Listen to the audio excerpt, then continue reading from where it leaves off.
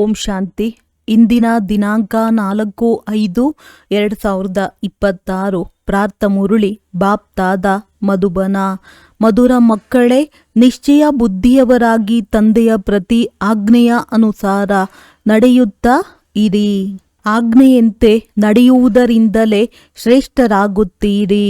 ಪ್ರಶ್ನೆ: ಯಾವ ಮಕ್ಕಳಿಗೆ ಸತ್ಯವಾದ ಈಶ್ವರಿಯ ಸೇವಾದಾರಿಗಳೆಂದು ಹೇಳುತ್ತಾರೆ? ಉತ್ತರ: ಯಾರು ರಾಜ್ಯ ಪದವಿಯನ್ನು ಪಡೆಯುವ ಪುರುಷಾರ್ಥ ಮಾಡುವರೋ ಹಾಗೂ ಅನ್ಯರನ್ನು ತಮ್ಮ ಸಮಾನ ಮಾಡಿಕೊಳ್ಳುವರೋ ಅಂತಹ ಈಶ್ವರಿಯ ಸೇವೆಯಲ್ಲಿ ತೊಡಗಿರುವಂತಹ ಮಕ್ಕಳೇ ಸತ್ಯ ಈಶ್ವರಿಯ ಸೇವಾದಾರಿಗಳಾಗಿದ್ದಾರೆ.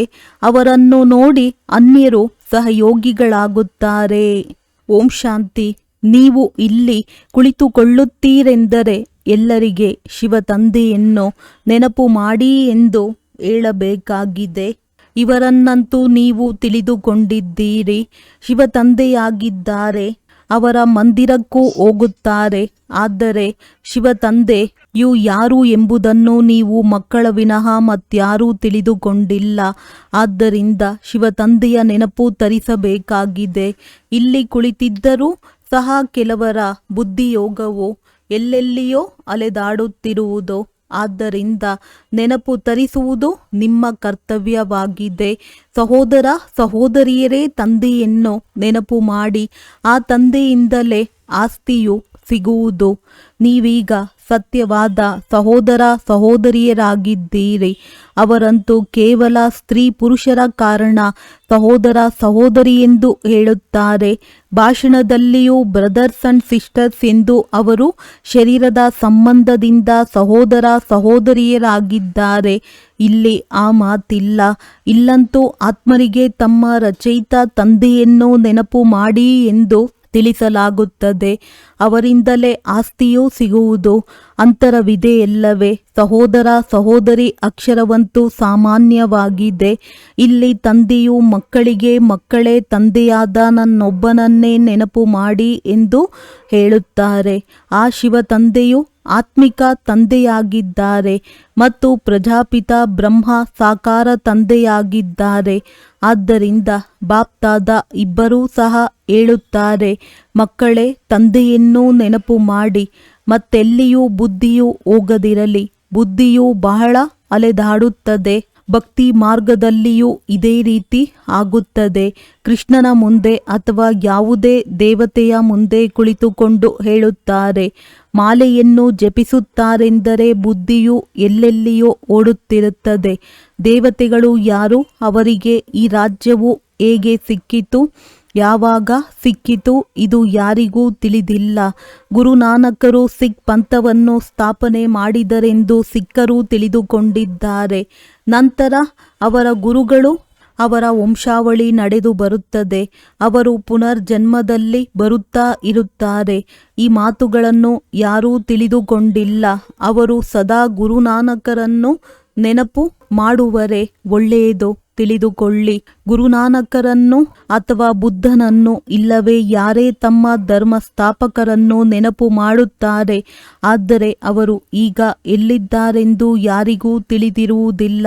ಅವರಂತೂ ಜ್ಯೋತಿಯಲ್ಲಿ ಜ್ಯೋತಿ ಸಮಾವೇಶವಾಯಿತು, ವಾಣಿಯಿಂದ ದೂರ ಹೊರಟು ಹೋದರೆಂದು ಹೇಳುತ್ತಾರೆ. ಇಲ್ಲವೇ ಕೃಷ್ಣನು ಪ್ರತ್ಯಕ್ಷವಾಗಿದ್ದಾನೆ. ಎಲ್ಲಿ ನೋಡಿದರೂ ಕೃಷ್ಣನೇ ಕೃಷ್ಣ, ರಾಧೆಯೇ ರಾಧೆ ಎಂದು ಹೇಳುತ್ತಿರುತ್ತಾರೆ. ತಂದೆಯು ತಿಳಿಸುತ್ತಾರೆ, ನೀವು ಭಾರತವಾಸಿಗಳು ದೇವತೆಗಳಾಗಿದ್ದೀರಿ. ನಿಮ್ಮ ಚೆಹರೆಯು ಮನುಷ್ಯನದ್ದು, ಗುಣಗಳು ದೇವತೆಯಾಗಿತ್ತು. ದೇವತೆಗಳ ಚಿತ್ರವಂತೂ ಇದೆಯಲ್ಲವೇ?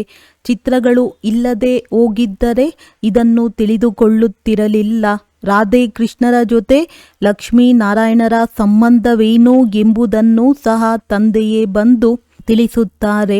ನೀವು ಯಾರಿಗೆ ಬೇಕಾದರೂ ತಿಳಿಸಬಹುದು. ಈ ನಿರಾಕಾರ ತಂದೆಯು ನಮಗೆ ತಿಳಿಸುತ್ತಾರೆ ಎಂದು. ವಾಸ್ತವದಲ್ಲಿ ಎಲ್ಲರೂ ನಿರಾಕಾರಿಯೇ. ಆತ್ಮವು ನಿರಾಕಾರನಾಗಿದೆ ಮತ್ತೆ ಸಾಕಾರದ ಮೂಲಕ ಮಾತನಾಡುತ್ತದೆ. ಶರೀರವಿಲ್ಲದೆ ನಿರಾಕಾರಿ ಆತ್ಮವಂತೂ ಮಾತನಾಡಲು ಸಾಧ್ಯವಿಲ್ಲ. ನೀವು ತಿಳಿಸಿ, ನಮ್ಮ ತಂದೆಯೇ ನಿಮ್ಮ ತಂದೆಯಾಗಿದ್ದಾರೆ. ಶಿವ ತಂದೆಯು ಜ್ಞಾನ ಸಾಗರ, ಶಾಂತಿಯ ಸಾಗರನಾಗಿದ್ದಾರೆ. ಬೇಅದ್ದಿನ ತಂದೆಯಾಗಿದ್ದಾರೆ. ಅವರಿಗೂ ಸಹ ಶರೀರವೂ ಬೇಕಲ್ಲವೇ? ಆದ್ದರಿಂದ ತಿಳಿಸುತ್ತಾರೆ, ನಾನು ಈ ಬ್ರಹ್ಮರವರ ತನುವಿನಲ್ಲಿ ಬರುತ್ತೇನೆ, ಆಗಲೇ ಈ ಬ್ರಾಹ್ಮಣ ಧರ್ಮದ ಸ್ಥಾಪನೆಯಾಗುವುದು. ಬ್ರಹ್ಮರವರ ಮೂಲಕ ಬ್ರಾಹ್ಮಣರದ್ದೇ ರಚನೆಯಾಗುತ್ತದೆ. ಆದ್ದರಿಂದ ತಂದೆಯು ಬ್ರಾಹ್ಮಣ ಮಕ್ಕಳಿಗೆ ತಿಳಿಸುತ್ತಾರೆ, ಮತ್ಯಾರಿಗೂ ತಿಳಿಸುವುದಿಲ್ಲ. ಮಕ್ಕಳಿಗೆ ತಿಳಿಸುತ್ತಾರೆ, ನಾವು ಶಿವ ತಂದೆಯ ಮಕ್ಕಳಾಗಿರುವ ಕಾರಣ ನಾವು ಸಹ ಭಗವಂತರಾಗಿದ್ದೇವೆ ಎಂದಲ್ಲ. ತಂದೆಯು ತಂದೆಯೇ, ಮಕ್ಕಳು ಮಕ್ಕಳೇ ಆಗಿದ್ದೀರಿ. ಮಗುವು ಯಾವಾಗ ಬೆಳೆದು ದೊಡ್ಡವನಾಗಿ ತಂದೆಯಾಗಿ ಮಕ್ಕಳಿಗೆ ಜನ್ಮ ನೀಡುವರೋ ಆಗ ಅವರಿಗೆ ತಂದೆ ಎಂದು ಹೇಳಲಾಗುವುದು. ಈ ತಂದೆಗಂತೂ ಅನೇಕ ಮಕ್ಕಳಿದ್ದಾರಲ್ಲವೇ? ಯಾರು ನಿಶ್ಚಯ ಬುದ್ಧಿಯವರು ಆಗಿದ್ದಾರೆಯೋ ಅಂತಹ ಮಕ್ಕಳಿಗೆ ತಿಳಿಸುತ್ತಾರೆ, ನಿಶ್ಚಯ ಬುದ್ಧಿಯವರು ತಂದೆಯ ಆಜ್ಞೆಯಂತೆ ನಡೆಯುತ್ತಾರೆ, ಏಕೆಂದರೆ ಶ್ರೀಮತದಿಂದಲೇ ಶ್ರೇಷ್ಠರಾಗಲು ಸಾಧ್ಯ. ನೀವೀಗ ತಿಳಿದುಕೊಂಡಿದ್ದೀರಿ, ನಾವು ಆ ದೇವತೆಗಳ ತರಹ ಆಗುತ್ತಿದ್ದೇವೆ. ಜನ್ಮ ಜನ್ಮಾಂತರದಿಂದ ನಾವು ದೇವತೆಗಳ ಮಹಿಮೆಯನ್ನು ಆಡುತ್ತಾ ಬಂದಿದ್ದೇವೆ. ನಾವೀಗ ಶ್ರೀಮತದಂತೆ ಈ ರೀತಿಯಾಗಬೇಕಾಗಿದೆ. ರಾಜಧಾನಿಯು ಸ್ಥಾಪನೆಯಾಗಬೇಕಾಗಿದೆ. ಎಲ್ಲರೂ ಸಂಪೂರ್ಣವಾಗಿ ಶ್ರೀಮತದಂತೆ ನಡೆಯುವುದಿಲ್ಲ, ನಂಬರ್ ವಾರ್ ನಡೆಯುತ್ತಾರೆ. ಏಕೆಂದರೆ ಬಹಳ ದೊಡ್ಡ ರಾಜಧಾನಿಯಾಗಿದೆ. ಆ ರಾಜಧಾನಿಯಲ್ಲಿ ಪ್ರಜೆ, ನೌಕರ, ಚಾಕರ, ಚಂಡಾಲ ಮೊದಲಾದವರೆಲ್ಲರೂ ಬೇಕು. ಅಂತಹ ಚಲನೆಯಲ್ಲಿ ನಡೆಯುವವರಿಗೆ ಇವರು ಚಂಡಾಲರ ಕುಟುಂಬದಲ್ಲಿ ಹೋಗುವರೆಂದು ಸಾಕ್ಷಾತ್ಕಾರವಾಗುವುದು. ಚಂಡಾಲರೂ ಸಹ ಒಬ್ಬರೇ ಇರುವುದಿಲ್ಲ, ಅವರದ್ದು ಪರಿವಾರವಿರುತ್ತದೆ. ಚಂಡಾಲರದ್ದು ಒಕ್ಕೂಟವಿರುತ್ತದೆ. ಎಲ್ಲರೂ ಪರಸ್ಪರ ಸೇರುತ್ತಾರೆ. ಮುಷ್ಕರ ಇತ್ಯಾದಿಗಳನ್ನು ಹೂಡಿದರೆ ಎಲ್ಲರೂ ಕೆಲಸವನ್ನು ಬಿಟ್ಟು ಬಿಡುತ್ತಾರೆ. ಆದರೆ ಸತ್ಯಯುಗದಲ್ಲಿ ಈ ರೀತಿಯ ಮಾತಿರುವುದಿಲ್ಲ. ನಿಮ್ಮ ಬಳಿ ಒಂದು ಚಿತ್ರವೂ ಇದೆ, ಯಾವುದರಲ್ಲಿ ನೀವು ಕೇಳುತ್ತೀರಿ, ನೀವು ಏನಾಗ ಬಯಸುತ್ತೀರಿ, ವಕೀಲರೋ ಅಥವಾ ದೇವತೆಯಾಗುತ್ತೀರೋ? ನಿಮ್ಮ ರಾಜಧಾನಿಯು ಸ್ಥಾಪನೆಯಾಗುತ್ತಿದೆ, ಕಡಿಮೆ ಏನಲ್ಲ. ಬೇಅದ್ದಿನ ತಂದೆಯು ಬೇಅದ್ದಿನ ಮಾತುಗಳನ್ನು ತಿಳಿಸುತ್ತಾರೆ. ಇವು ಬುದ್ಧಿಯಲ್ಲಿ ಕುಳಿತುಕೊಳ್ಳಬೇಕು. ನಾವು ಭವಿಷ್ಯಕ್ಕಾಗಿ ಪುರುಷಾರ್ಥ ಮಾಡಿ ಶ್ರೇಷ್ಠ ಪದವಿಯನ್ನು ಪಡೆಯುತ್ತೇವೆ. ಶ್ರೀಮತದಂತೆ ನಾವು ಶ್ರೇಷ್ಠಾತಿ ಶ್ರೇಷ್ಠ ರಾಜ್ಯ ಪದವಿಯನ್ನೇ ಪಡೆಯುತ್ತೇವೆ. ಮತ್ತೆ ಅನ್ಯರನ್ನೂ ಸಹ ತಮ್ಮ ಸಮಾನ ಮಾಡಿಕೊಂಡಾಗಲೇ ಈಶ್ವರಿಯ ಸೇವಾದಾರಿಗಳೆಂದು ಹೇಳಲಾಗುತ್ತದೆ. ಯಾರದ್ದು ಏನನ್ನೂ ಮುಚ್ಚಿಡಲು ಸಾಧ್ಯವಿಲ್ಲ. ಮುಂದೆ ಹೋದಂತೆ ಎಲ್ಲವೂ ತಿಳಿದು ಬರುತ್ತದೆ. ಇದಕ್ಕೆ ಜ್ಞಾನ ಪ್ರಕಾಶವೆಂದು ಹೇಳಲಾಗುತ್ತದೆ. ಬೆಳಕು ಸಿಗುತ್ತಾ ಹೋಗುತ್ತದೆ.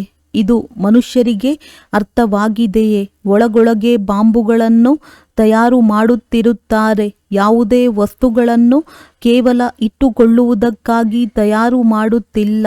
ಮೊದಲು ಕತ್ತಿಗಳಿಂದ ಯುದ್ಧವು ನಡೆಯುತ್ತಿತ್ತು, ನಂತರ ಬಂದೂಕುಗಳನ್ನು ತಯಾರಿಸಿದ್ದರು. ಅವನ್ನು ಕಾರ್ಯದಲ್ಲಿ ತರುವುದಕ್ಕಾಗಿ, ಕೇವಲ ಇಟ್ಟುಕೊಳ್ಳುವುದಕ್ಕಾಗಿ ಅಲ್ಲ. ಇದರಿಂದ ಮೃತ್ಯುವಾಗುವುದೆಂದು ಅವರಿಗೂ ತಿಳಿದಿದೆ. ಪ್ರಯೋಗವನ್ನು ಮಾಡಿದರಲ್ಲವೇ? ಹಿರೋಷಿಮಾದಲ್ಲಿ ಒಂದು ಬಾಂಬಿನಿಂದ ಎಷ್ಟೊಂದು ಮಂದಿ ಸತ್ತು ಹೋದರು. ಅದರ ನಂತರ ನೋಡಿ ಎಷ್ಟು ಉನ್ನತಿ ಮಾಡಿದ್ದಾರೆ, ಎಷ್ಟೊಂದು ಕಟ್ಟಡಗಳನ್ನು ಕಟ್ಟಿಸಿದ್ದಾರೆ. ಮುಂಬರಲಿರುವ ವಿನಾಶವು ಆಸ್ಪತ್ರೆಯಲ್ಲಿ ಬಿದ್ದು ನರಳುವಂತಹ ವಿನಾಶವು ಈಗ ಆಗುವುದಿಲ್ಲ, ಏಕೆಂದರೆ ಆಸ್ಪತ್ರೆ ಇತ್ಯಾದಿಗಳು ಇರುವುದೇ ಇಲ್ಲ. ಆದ್ದರಿಂದ ಭೂಕಂಪವು ಜೊತೆ ಕೊಡುತ್ತದೆ. ಪ್ರಾಕೃತಿಕ ವಿಕೋಪಗಳನ್ನು ಯಾರೂ ತಡೆಯಲು ಸಾಧ್ಯವಿಲ್ಲ. ಇದೆಲ್ಲವೂ ಈಶ್ವರನ ಕೈಯಲ್ಲಿದೆ ಎಂದು ಹೇಳುತ್ತಾರೆ. ಈಗ ನೀವು ಮಕ್ಕಳು ತಿಳಿದುಕೊಂಡಿದ್ದೀರಿ, ವಿನಾಶವಂತೂ ಆಗಲೇಬೇಕಾಗಿದೆ. ಬರಗಾಲ ಬರುವುದು, ನೀರು ಸಹ ಸಿಗುವುದಿಲ್ಲ. ಅದನ್ನಂತೂ ನೀವು ತಿಳಿದುಕೊಂಡಿದ್ದೀರಿ. ಯಾವುದೇ ಹೊಸ ಮಾತಿಲ್ಲ. ಕಲ್ಪದ ಮೊದಲೂ ಸಹ ಇದೇ ರೀತಿ ಆಗಿತ್ತು. ಕಲ್ಪದ ಜ್ಞಾನವೂ ಯಾರಲ್ಲಿಯೂ ಇಲ್ಲ. ಕ್ರಿಸ್ತನಿಗೆ 3000 ವರ್ಷಗಳ ಮೊದಲು ಸ್ವರ್ಗವಿತ್ತೆಂದು ಹೇಳುತ್ತಾರೆ. ಮತ್ತೆ ಶಾಸ್ತ್ರಗಳಲ್ಲಿ ಕಲ್ಪದ ಆಯಸ್ಸು ಲಕ್ಷಾಂತರ ವರ್ಷಗಳೆಂದು ಬರೆದು ಬಿಟ್ಟಿದ್ದಾರೆ. ಇದರ ಕಡೆ ಯಾರದ್ದೂ ಗಮನ ಹರಿಯುವುದಿಲ್ಲ. ಕೇವಲ ಕೇಳಿಸಿಕೊಂಡು ತಮ್ಮ ಉದ್ಯೋಗ ವ್ಯವಹಾರಗಳಲ್ಲಿ ತೊಡಗಿಬಿಡುತ್ತಾರೆ. ಈಗ ತಂದೆಯು ಮಕ್ಕಳಿಗೆ ತಿಳಿಸುತ್ತಾರೆ, ಈಗ ಬೇಗ ಬೇಗ ಪುರುಷಾರ್ಥ ಮಾಡಿ ನೆನಪಿನಲ್ಲಿರಿ, ಆಗಲೇ ತುಕ್ಕು ಬಿಡುತ್ತಾ ಹೋಗುವುದು. ನೀವು ಇಲ್ಲಿಯೇ ಸತೋಪ್ರಧಾನರಾಗಬೇಕಾಗಿದೆ. ಇಲ್ಲದಿದ್ದರೆ ಶಿಕ್ಷೆಗಳನ್ನನುಭವಿಸಿ ತಮ್ಮ ತಮ್ಮ ಧರ್ಮಗಳಲ್ಲಿ ಹೋಗುತ್ತೀರಿ. ಶ್ರೀಮತವು ಭಗವಂತನಿಂದ ಸಿಗುತ್ತದೆ. ಶ್ರೀಕೃಷ್ಣನಂತೂ ರಾಜಕುಮಾರನಾಗಿದ್ದಾನೆ. ಕೃಷ್ಣನು ಯಾರಿಗೇನು ಮತ ಕೊಡುವನೋ? ಈ ಮಾತುಗಳನ್ನು ಪ್ರಪಂಚದವರು ಯಾರೂ ತಿಳಿದುಕೊಂಡಿಲ್ಲ. ಶಿವತಂದೆಯನ್ನು ನೆನಪು ಮಾಡಿ ಎಂದು ಪ್ರೀತಿಯಿಂದ ತಿಳಿಸಬೇಕಾಗಿದೆ.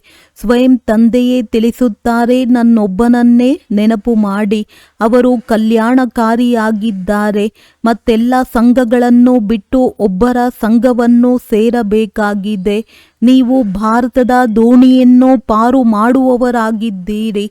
ಸತ್ಯನಾರಾಯಣನ ಕಥೆಯು ಭಾರತದೊಂದಿಗೆ ಸಂಬಂಧಪಟ್ಟಿದೆ. ಅನ್ಯ ಧರ್ಮದವರು ಎಂದೂ ಸತ್ಯನಾರಾಯಣನ ಕಥೆಯನ್ನು ಹೇಳುವುದಿಲ್ಲ. ಯಾರು ನಾರಾಯಣನಾಗುವ ಆದಿ ಸನಾತನ ದೇವಿ ದೇವತಾ ಧರ್ಮರಾಗಿರುವರೋ ಅವರೇ ಇದನ್ನು ಕೇಳುತ್ತಾರೆ. ಅವರೇ ಅಮರ ಕಥೆಯನ್ನು ಕೇಳುತ್ತಾರೆ. ಅಮರ ಲೋಕದಲ್ಲಿ ಅಮರ ಕಥೆಯಿಂದಲೇ ಈ ಪದವಿಯನ್ನು ಪಡೆದಿರಬೇಕು. ಒಂದೊಂದು ನೆನಪು ಮಾಡಿಕೊಳ್ಳುವಂಥದ್ದಾಗಿದೆ. ಒಂದು ಮಾತು ಬುದ್ಧಿಯಲ್ಲಿ ಚೆನ್ನಾಗಿ ಕುಳಿತುಕೊಂಡರೂ ಸಹ ಮತ್ತೆಲ್ಲವೂ ಬಂದು ಬಿಡುತ್ತದೆ. ತಂದೆಯನ್ನು ನೆನಪು ಮಾಡಬೇಕು ಮತ್ತು ಸ್ವದರ್ಶನ ಚಕ್ರವನ್ನು ಬುದ್ಧಿಯಲ್ಲಿಟ್ಟುಕೊಳ್ಳಬೇಕಾಗಿದೆ. ಶಿವ ತಂದೆಯ ಜೊತೆ ಇಲ್ಲಿ ಪಾತ್ರವನ್ನು ಅಭಿನಯಿಸುತ್ತಿದ್ದೀರಿ. ನಂತರ ಹಿಂತಿರುಗಿ ಹೋಗಬೇಕಾಗಿದೆ. ಸತ್ಯವೇನು ಅಸತ್ಯವೇನು ಎಂಬುದನ್ನು ತಂದೆಯೇ ತಿಳಿಸುತ್ತಾರೆ. ಒಬ್ಬರೇ ಸತ್ಯವಾಗಿದ್ದಾರೆ, ಉಳಿದೆಲ್ಲವೂ ಅಸತ್ಯವಾಗಿದೆ. ಲಂಕೆಯಲ್ಲಿ ರಾವಣನಿದ್ದನು. ಇದು ಒಬ್ಬರ ಮಾತೇನು? ಸತ್ಯ ತ್ರೇತಾ ಯುಗದಲ್ಲಂತೂ ಇಂತಹ ಮಾತುಗಳಿರುವುದಿಲ್ಲ. ಈ ಇಡೀ ಮನುಷ್ಯರ ಪ್ರಪಂಚವೇ ಲಂಕೆಯಾಗಿದೆ. ಇದು ರಾವಣ ರಾಜ್ಯವಾಗಿದೆ. ಎಲ್ಲ ಸೀತೆಯರು ಒಬ್ಬ ರಾಮನನ್ನು ನೆನಪು ಮಾಡುತ್ತಾರೆ, ಅಥವಾ ಎಲ್ಲ ಭಕ್ತಿನಿಯರು ಪ್ರಿಯತಮೆಯರು ಒಬ್ಬ ಭಗವಂತ ಪ್ರಿಯತಮನನ್ನು ನೆನಪು ಮಾಡುತ್ತಾರೆ, ಏಕೆಂದರೆ ರಾವಣ ರಾಜ್ಯವಾಗಿದೆ. ಸನ್ಯಾಸಿಗಳು ಈ ಮಾತುಗಳನ್ನು ತಿಳಿದುಕೊಳ್ಳುವುದಿಲ್ಲ. ಎಲ್ಲರೂ ದುಃಖಿಯಾಗಿದ್ದಾರೆ, ಶೋಕವಾಟಿಕೆಯಲ್ಲಿದ್ದಾರೆ. ಕಲಿಯುಗವು ಶೋಕವಾಟಿಕೆಯಾಗಿದೆ, ಸತ್ಯಯುಗವು ಅಶೋಕವಾಟಿಕೆಯಾಗಿದೆ. ಇಲ್ಲಂತೂ ಹೆಜ್ಜೆ ಹೆಜ್ಜೆಯಲ್ಲಿ ದುಃಖ ಶೋಕವಿದೆ. ತಂದೆಯು ನಿಮ್ಮನ್ನು ಅಶೋಕ ಸ್ವರ್ಗದಲ್ಲಿ ಕರೆದುಕೊಂಡು ಹೋಗುತ್ತಾರೆ. ಇಲ್ಲಂತೂ ಮನುಷ್ಯರು ಎಷ್ಟೊಂದು ಶೋಕಿಸುತ್ತಾರೆ. ಯಾರಾದರೂ ಮರಣ ಹೊಂದಿದರೆ ಹೇಗೆ ಹುಚ್ಚರಾಗಿ ಬಿಡುತ್ತಾರೆ. ಸ್ವರ್ಗದಲ್ಲಂತೂ ಇವೆಲ್ಲ ಮಾತುಗಳಿರುವುದೇ ಇಲ್ಲ. ಸ್ತ್ರೀ ವಿಧವೆಯಾಗಲು ಅಲ್ಲೆಂದು ಅಕಾಲ ಮೃತ್ಯುವಾಗುವುದಿಲ್ಲ.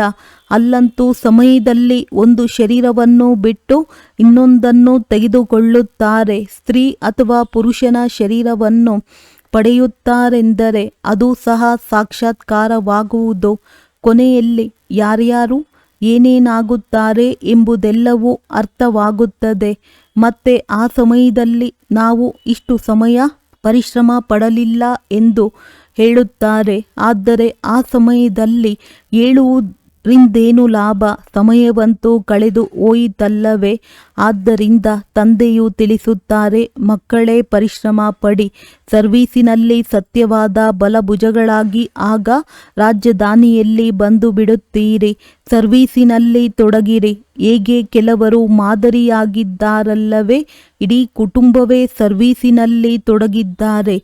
ಈ ಕುಟುಂಬದವರು ಇಂತಹ ಒಳ್ಳೆಯ ಕರ್ಮ ಮಾಡಿದ್ದಾರೆ. ಎಲ್ಲರೂ ಈಶ್ವರಿಯ ಸೇವೆಯಲ್ಲಿ ತೊಡಗಿದ್ದಾರೆಂದು ಹೇಳುತ್ತಾರಲ್ಲವೇ? ತಂದೆ ತಾಯಿ ಮಕ್ಕಳು ಹೀಗೆ ಎಲ್ಲರೂ ಸೇವೆಯಲ್ಲಿ ತೊಡಗುವುದು ಒಳ್ಳೆಯದೇ ಅಲ್ಲವೇ? ಸರ್ವೀಸಿನ ಹಿಂದೆ ಸುತ್ತುತ್ತಿರುತ್ತಾರೆ. ನೀವು ಮಕ್ಕಳಿಗೆ ಬಹಳ ಉಲ್ಲಾಸವಿರಬೇಕು. ಮನುಷ್ಯರಿಗೆ ಹೇಗೆ ಮಾರ್ಗವನ್ನು ತಿಳಿಸುವುದು? ಯಾವುದರಿಂದ ಅವರ ಆತ್ಮವು ಖುಷಿಯಾಗಲಿ? ಎಷ್ಟು ಮಂದಿಗೆ ಮಾರ್ಗವನ್ನು ತಿಳಿಸುತ್ತೀರೋ ಅಷ್ಟು ನೀವು ಪ್ರಜೆಗಳನ್ನು ಮಾಡಿಕೊಂಡಿರಿ. ಬೀಜ ಬಿತ್ತಿದರಲ್ಲವೇ.